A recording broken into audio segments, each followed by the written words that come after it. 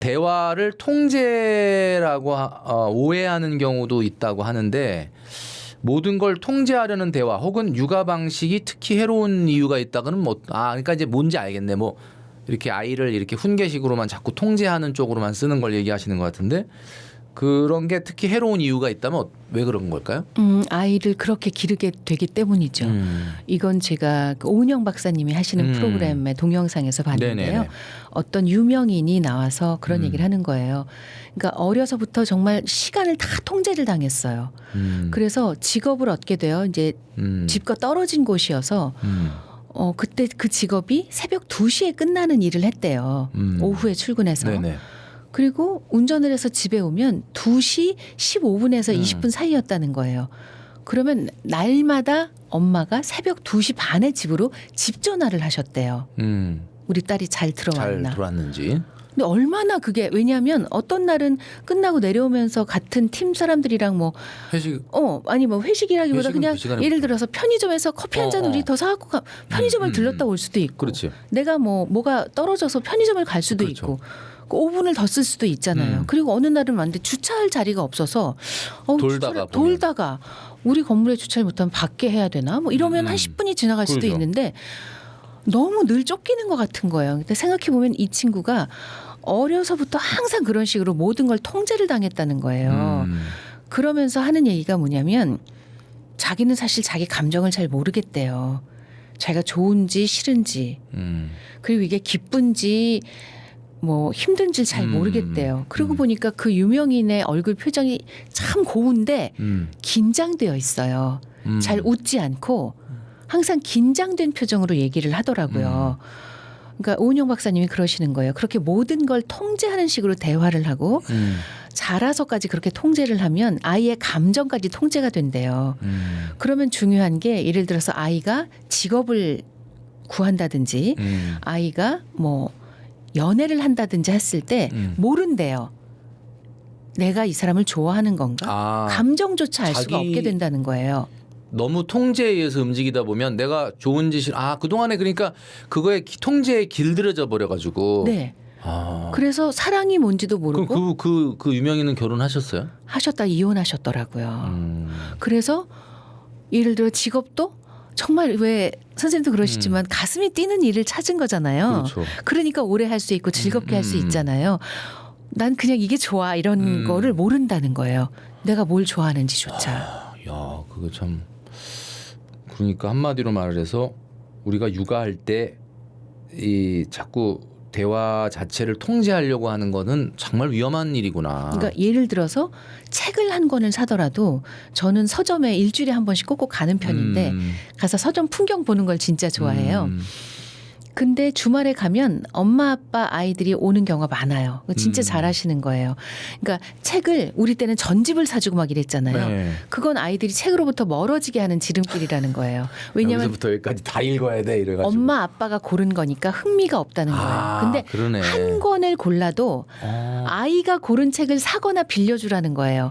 그게 어른들이 볼 때는 진짜 조잡하고 제목이 방귀 이게 뭐가 들어가 왜 방귀가 근데 애들은 그런 거 좋아하거든요.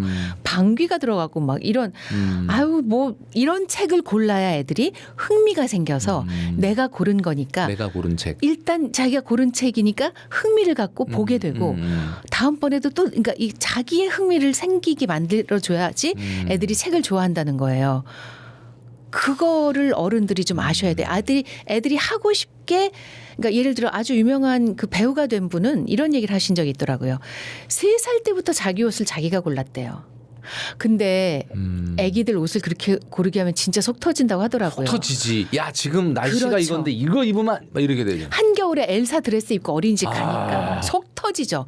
그러나 그분은 3살 때부터 자기가 엄마 아빠가 입으라고 한 거 아니고 자기가 입으라고 입었고 패션 감각이 좋았고 결국 배우를 했고 세계적인 배우가 됐더라고요. 진짜 이 얘기 또 들으니까 또 반성이 확 되네. 다 지난 얘기가 돼버리긴 했지만 네 하여튼 뭐 진짜 여러 이야기로 오늘 느끼면서 우리 구독자분들도 굉장히 뭔가 마음에 울림이 있는 것 같습니다. 공감은 지능이다. 라는 유행어가 있는데요. 오늘 정말 이금희 아나운서님하고 대화를 나누면서 이 공감 능력이라는 게 얼마나 중요한지를 느끼게 되는데 아이의 공감 능력을 좀 키워주는 화법이 좀 있을까요? 그러니까 yes or no로 질문을 하시면 아이들이 대화를 많이 진행시키지 못하죠. 단답형으로 끝나는 거지. 그렇죠. 네. 그래서 항상 결과 위주로 도출될 수 있는 질문보다는 과정을 설명할 수 있는 질문을 해주시는 게 좋을 것 같다. 예를 들면 이제 학교에 갔다 오면 시험 잘 봤어? 잘 봤어. 그럼 잘 봤거나 잘 보지 못했거나 둘 중에 하나잖아요. 그런 질문을 하시기보다는 오늘 시험 보고 왔어요. 그러면 많이 피곤하지. 뭐 먹고 싶어? 그러면 뭐 궁금하지만 일단 먹을 때까지 기다려주는 거죠. 오므라이스. 왜 오므라이스가 먹고 싶었어? 그럼 아이가 얘기를 할 거잖아요. 엄마 오늘 내가 약간 케찹 같은 걸 먹고 싶더라. 근데 엄마가 지금 해줄 수 있는 거가 케찹 들어간 음식이 오므라이스밖에 없는 것 같아. 그래서 그런 거 먹고 싶은 것 같아. 아 그래? 그럼 왜 케찹 들어간 음식이 먹고 싶었을까? 질문을 하면 아이가 생각을 할 거잖아요. 글쎄 잘 모르겠지만 언니가 매운 닭발 라면 먹는 거랑 비슷한 것 같아. 엄마 나도 스트레스를 받았나 봐. 그러니까 매운 게 먹고 싶은데 나는 매운 걸 잘 못 먹으니까 그나마 좀 새콤하고 빨간 거 케첩이 먹고 싶었나 봐. 아 그렇구나. 이런 식으로 왜 스트레스 받았어? 약간 이렇게 들어가는 건가요? 그런 식으로 시험이 힘들었어? 아는 게 많이 안 나왔어? 너무 힘들었어. 뭐가 제일 힘들었어? 아니 나는 100점 맞고 싶었거든. 근데 이러면서 자기가 설명을 할 수 있게 자꾸만 그 질문을 해주시고 그 질문을 했을 때 그랬구나라고 한 번만 해주시면 아이들이 그랬구나 화법을 배우게 되거든요. 그러면 그런 걸 언제 쓰냐면 친구랑 얘기할 때 써요. 그랬구나라고 엄마가 늘 하던 말씀 그랬어라고 늘 아빠가 하던 추임새를 아이들이 자기도 모르게 배우고 자기도 모르게 다른 친구들과 얘기할 때 그걸 쓰는 거예요. 상대방한테 이야기를 좀 더 할 수 있도록 유도해주는 이런 추임새. 그렇죠. 그러면 인기 있는 친구가 될 것 같아요. 주변에서. 그럼요. 그러니까 요즘 인기 있는 친구들이 둘 중 하나거든요. 재미있는 친구거나 춤을 잘 추는 친구거나.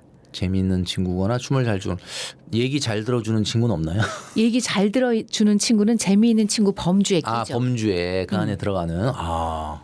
그러니까 우리 아이들에게도 어려서부터 결국은 부모님께서 어떻게 해주시느냐가 참 중요하네요. 정말로 중요한 것이 예를 들어서 집에 책이 많으면 아이가 책을 많이 읽겠죠. 책에 관한 그런 일을 선택할 확률이 높아요. 그런 걸 취미로 삼거나 집에 화장품이 많으면 아이가 화장품에 관심을 갖겠죠. 그러면 예를 들어서 뷰티에 관련된 유튜버가 될 수도 있고 그런 쪽으로 집에 뭐가 많지? 우리 집에서는 어떤 얘기를 많이 나누지? 우리 가족은 어떤 데 가서 밥을 사 먹지? 이런 거가 사실은 아이에게 다 데이터가 되는 거거든요. 그래서 아이를 잘 키우고 싶으면 엄마 아빠가 예를 들면 책을 안 읽으시는데 아이가 책을 읽을 수는 없어요. 그러니까요. 그래서 제가 사실 요즘 걱정하는 것 중에 하나는 제가 주말에 이렇게 책 몇 권 들고 노트북 들고 카페에 가서 차 마시고 책 읽고 글 쓰는 걸 좋아하는데 4인 가족이 들어오시면 초등학교 다니는 어린 두 딸 아들을 데리고 온 엄마 아빠가 주문을 한 후에 각자 자기 걸 봐요. 휴대폰. 휴대전화, 태블릿, 노트북. 넷이 같이 카페에 앉아서 밥을 먹고 뭐 음료수를 마시는데 2시간 동안 말이 거의 없어요. 그래서 좀 걱정이에요. 근데 그걸 이해는 해요. 왜냐하면 아이들한테 보여줄 걸 보여줘야 엄마 아빠도 쉬고 뭘 먹죠. 그래서 이건 정말 상관없는 얘기인데 제가 가진 아이디어 중에 하나는 지자체에서 예를 들어서 유아와 육아, 교육 관련되고 퇴직하신 분들이 많을 거거든요. 네네. 그런 분들을 대형 식당이나 그런 카페나 그런 곳에 놀이방 운영의 자원봉사자로 연결해주는 사업을 해주셨으면 좋겠어요. 그래서 예를 들면 어린이집 교사로 정년 퇴직을 네네. 하셨거나 그런 경험이 오래되신 분, 또 아이를 5을 낳아서 키워보신 분, 시간도 많고 건강한데 약간의 수고비를 드리고 네. 이렇게 매칭을 해드리는 거죠. 그러면 엄마 아빠가 아이들을 안심하고 맡기고 식사를 여유롭게 1시간 동안 하실 수가 있는 거잖아요. 아이들도 엄마 아빠가 아닌데 재미있게 놀아주는 어른이 있으면 1시간 동안 그렇죠. 영상 안 보고 그 조그만 놀이방이라 할지라도 키즈 카페 같은 걸 미니를 운영하는 거죠. 이래서 저는 요새 이제 뭐 지방선거 이런 거 하는데 이런 공약을 내세우신 분은 안 계시겠지만 그런 거 지자체에서 해주시면 좋겠어요. 그러면 그러니까. 양쪽이 세 군데가 다 좋거든요. 식당도 좋고요. 그리고 그런 일을 하시게 되면서 일종의 수고비를 조금 받게 되실 분도 좋고요. 그리고 엄마 아빠 어린아이를 키우신 엄마 아빠도 정말 좋을 거거든요. 지금 아마 영상 보시는 분 중에 뭐 관계되신 분들이 분명히 있을 거거든요. 네. 근데 이런 것들도 좀 앞으로 좀 많이 참고로 해가지고 정책을 만드시고 하는데 좀 도움이 되면 좋겠다라는 생각을 하게 됩니다.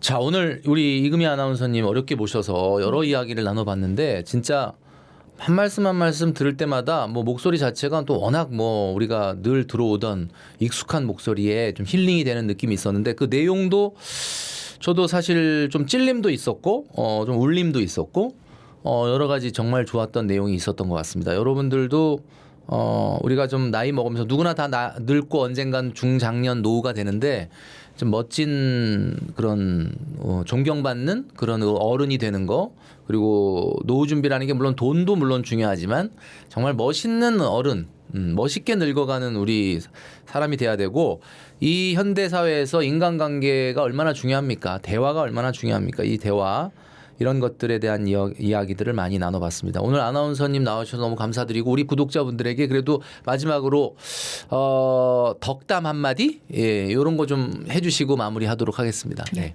저는 이 구독자 여러분이 진짜 열심히 사시는 분들일 거라고 생각을 그렇죠. 합니다. 예.